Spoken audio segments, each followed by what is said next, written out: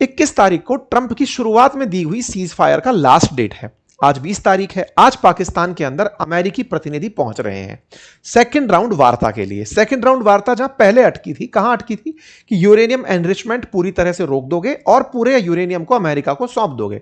Iran साफ साफ मना कर चुका है। तो अमेरिकी प्रतिनिधि यहां पर पहुंचने की बात हो रही है, लेकिन ईरान ने अपनी तरफ से यहां आने से इनकार कर दिया है। बकायदा ईरान यह बताने लग रहा है कि दुनिया वालों, हमको कहा गया कि हम एग्रेसर हैं, लेकिन हम पर हमले हुए हैं, हमारे लोगों को मारा गया है, हमारे ऊपर हमला हुआ, हमने किसी देश पर हमला नहीं किया, हम पर हमला हुआ और हमें ही आतंकी करार दिया जा रहा है। कुल मिलाकर ईरान आज भी यहीं पर इस बात के ऊपर टिका हुआ है कि अमेरिका के साथ नेगोशिएशन का कोई मतलब नहीं है। बात कुछ होती है, इतने में ये कुछ और कर देते हैं। आज पाकिस्तान के अंदर जेडी वेंस का आना संभावित है। मीडिया बटा हुआ है। कुछ मीडिया रिपोर्ट्स का कहना है कि जेडी वेंस नहीं आकर विटकॉफ और कुशनर आ रहे हैं, यानी कि ट्रंप के दामाद और उनके मित्र आ रहे हैं बातचीत के लिए ईरान से। कुछ मीडिया रिपोर्ट्स का कहना है कि जेडी वेंस भी आ रहे हैं। पिछले कारण बताए गए कि पिछली बार सुरक्षा में उन्हें कुछ चूक लगी, उन्हें आसिम मुनीर पर ट्रस्ट नहीं है कि कहीं वो बिक करके अमेरिका के साथ कुछ ज्यादा बड़ी मांडोली ना खेल दे, ईरान के साथ मिलकर अमेरिका को ज्यादा बड़ा नुकसान ना पहुंचा दे। खैर, तमाम मीडिया रिपोर्ट्स हैं। फिर भी अमेरिका और ईरान की आज संभावित वार्ता इस्लामाबाद में होने की तैयारी चल रही है। सुर्खियां हैं कि वाइस प्रेसिडेंट जेडी वेंस आ रहे थे, बीच में रुक गए। कुछ का कहना है कि वो आ रहे हैं, इसलिए इस्लामाबाद में पूरी तैयारियां चल रही हैं। ये इस्लामाबाद की तैयारियां पाकिस्तान की पूरी तैयारियां हैं। पूरी तरह से लॉकडाउन कर दिया गया है कि साहब ईरान और अमेरिका बातचीत करेंगे पाकिस्तान में। लेकिन ईरान की तरफ से अब तक यहां आने से इनकार किया गया है। ईरान ने पूरी तरह किनारा करते हुए कहा है कि हम इस बातचीत के लिए बिल्कुल उत्साहित नहीं है। अब देखना होगा, यह विदेश मंत्रालय का बयान है ईरान की तरफ से, जिसमें वो अपनी तरफ से इस बात को बोल रहे हैं कि we have no plan for the next round of negotiation.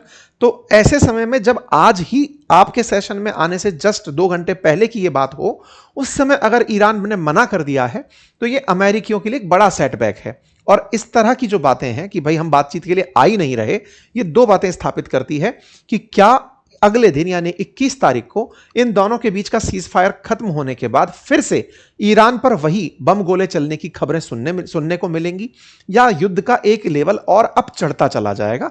इसको लेकर के अब सभी लोग अपने अपने इंतजार में बैठे हैं। ऑयल प्राइसेस को लेकर के फिलहाल जब से इन्होंने जहाज पकड़ा है, तेल के जहाज को पकड़ने के बाद फिर से तेल की कीमतों में बढ़ने की खबर आई है।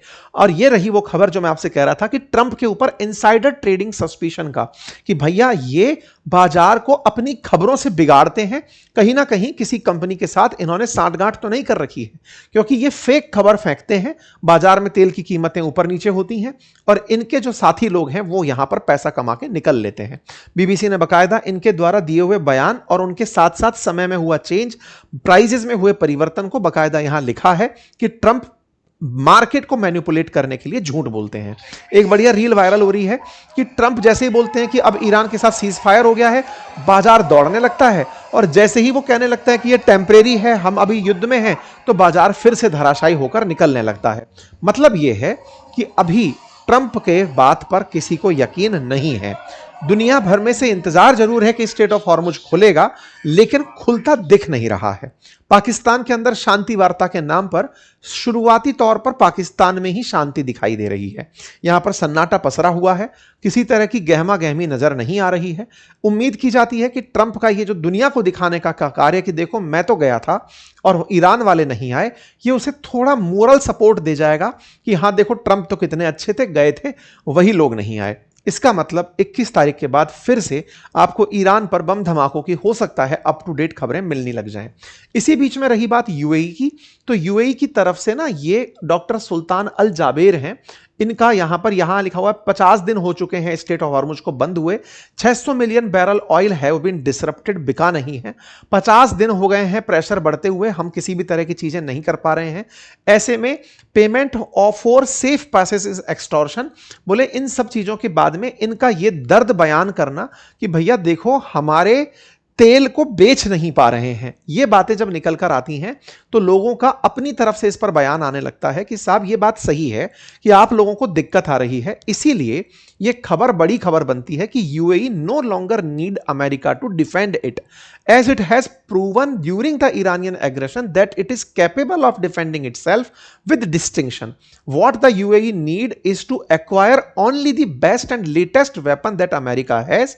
Therefore, it is time to think about closing the American bases and they are a burden and not a strategic asset. इसलिए बेहतर है कि हम अमेरिकी बेसिस को बंद करें। रही बात वेपन खरीदने की, खरीदते रहेंगे, उसकी वजह से हमें कोई फायदा नहीं हुआ है। इस तरह की चर्चाएं अब जोरों पर हैं। जहां यूएई इस बात से प्रेशर में है कि तेल हम नहीं बेच पा रहे हैं, वहीं वहां पर बैठे हुए कमेंटेटर्स कह रहे हैं कि साहब अमेरिका का साथ छोड़ तो सब सही हो जाएगा।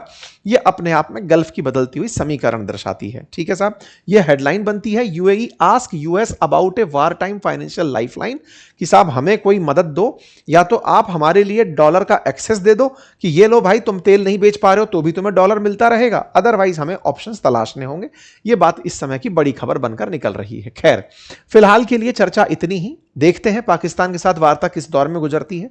वॉर अपडेट्स में इतना ही। अगर कोई और अपडेट आता है तो मैं आपके साथ जरूर साझा करूंगा।